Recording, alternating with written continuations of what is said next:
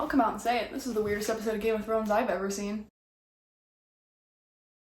Following the events of Avengers Endgame and the return of half of the human population and the defeat of Thanos' army, new heroes have needed to emerge. New heroes, new gods, and a time for new stories. And that is the groundwork where we find Chloe Zhao's film, Eternals, the 26th feature in the Marvel Cinematic Universe. I can't believe that we made it to 26, but somehow we did. The film follows the Eternals, which are a group of superpowered beings that are being sent to Earth by the Celestial Ereshkigal with the expressed ability to help cultivate humanity and bring it into the forward light.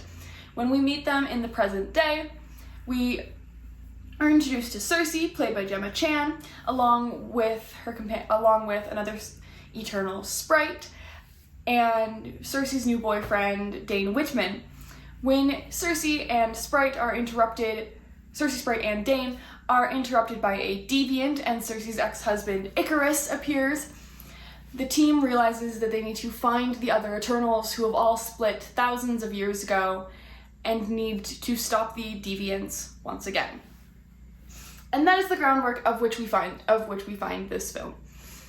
When this film was first announced with director Chloe Zhao in 2019, I was instantly kind of curious as to how Kevin Feige had heard of Chloe Zhao, because at the time Chloe Zhao had made, I think, 2 features, and since then she's kind of become a household name. She won 2 Academy Awards earlier this year for her film Nomadland, but to a big studio head like Kevin Feige, somebody who's only made 2 features at the time, is somebody that's going to be really, really unknown. But I think he's made an exceptional choice in tagging Zhao as the director, because what Zhao's previous features are about human connection, and are about human connection in environments that are underexplored. And I think ultimately that's what this film is about as well.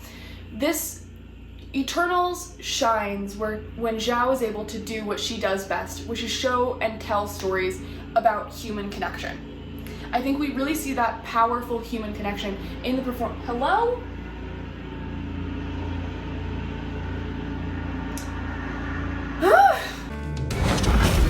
I think we really see that human connection in these amazing stellar performances from this ensemble cast, which includes Richard Madden, Gemma Chan, Salma Hayek, Angelina Jolie, Kumail Nanjiani. It is a incredibly stacked cast, full of a bunch of actors that really bring this intense level of empathy to their characters and to the relationships that these characters have with each other.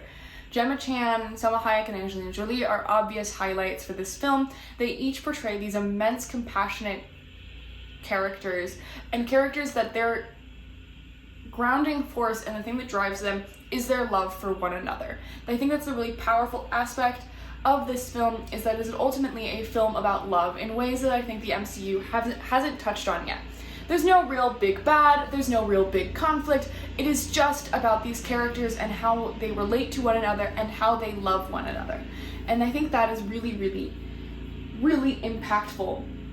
Zhao's history of telling stories about small communities like we see in Nomadland is really on display here, and every time we meet an Eternal in modern setting, we are given time to understand where they've found their place here, where they've been introduced. A notable standout is the first time that we meet Kingo.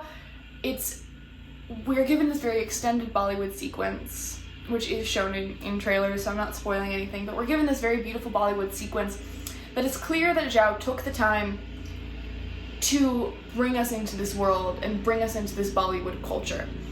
And that really elevates and really builds that connection that Zhao has for these characters and that Nanjiani as Kingo has for this role. It's a really, really beautiful scene because it is played entirely straight, not played for laughs, just played to show the beauty that is this Bollywood dance number. And it's really, really lovely. So it's ultimately about that strength in ensemble.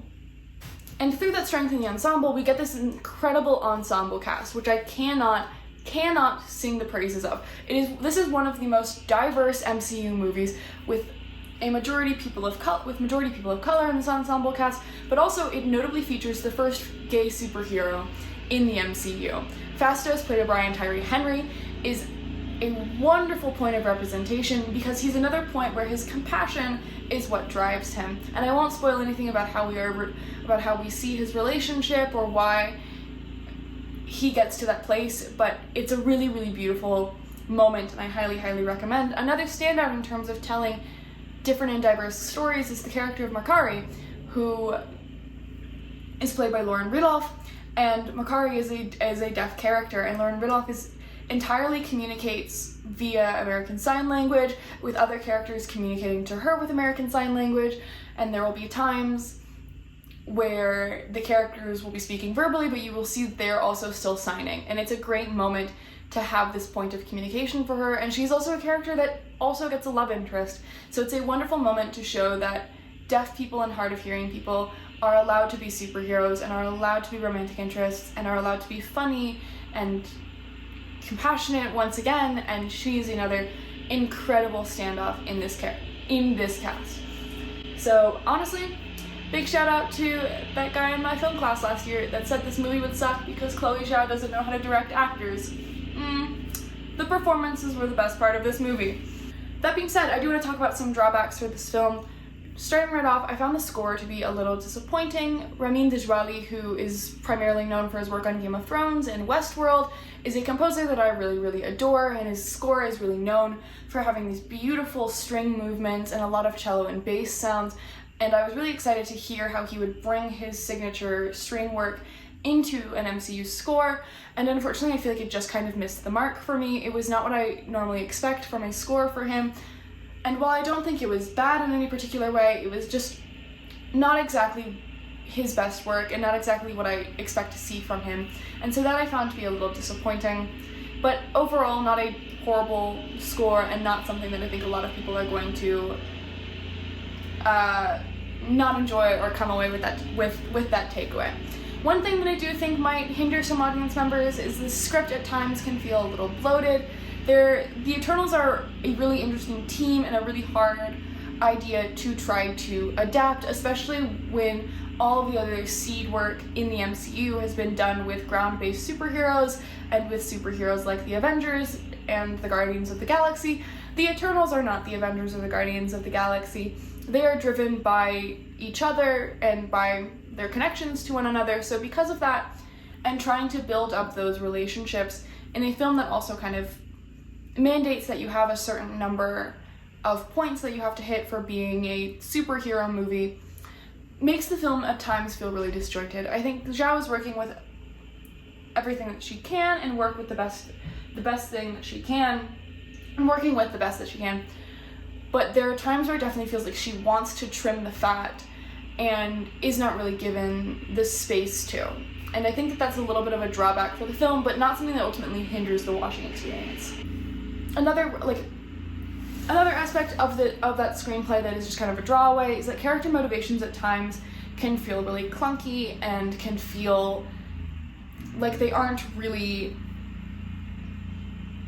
as black and white or even as gray as they should be. They kind of come out of nowhere. There's even one moment where a character literally needs to spell out the motivations of another character, and if you've seen the movie you'll understand what I'm referring to, but I think there are ways that could have been handled a little more deftly and in ways that the film was not really giving it space to give, for lack of a better term.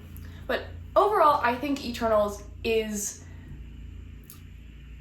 an example of where the MCU is going forward. The MCU right now is in a really large transitional period, and is a period where they're introducing a bunch of new characters that have not been seeded before. They're introducing new plot lines, and we don't really know where they're going broadly. We have some ideas with Secret Wars, with Secret Invasion, but there are so many different ways that this story can go. And because it's in this transitional period right now is the time that the MCU has arrived at the station and it's getting ready to leave. And if you were going to jump off, I think now is the time. The Eternals might not be a movie that is going to work for everybody, and I think that's perfectly all right.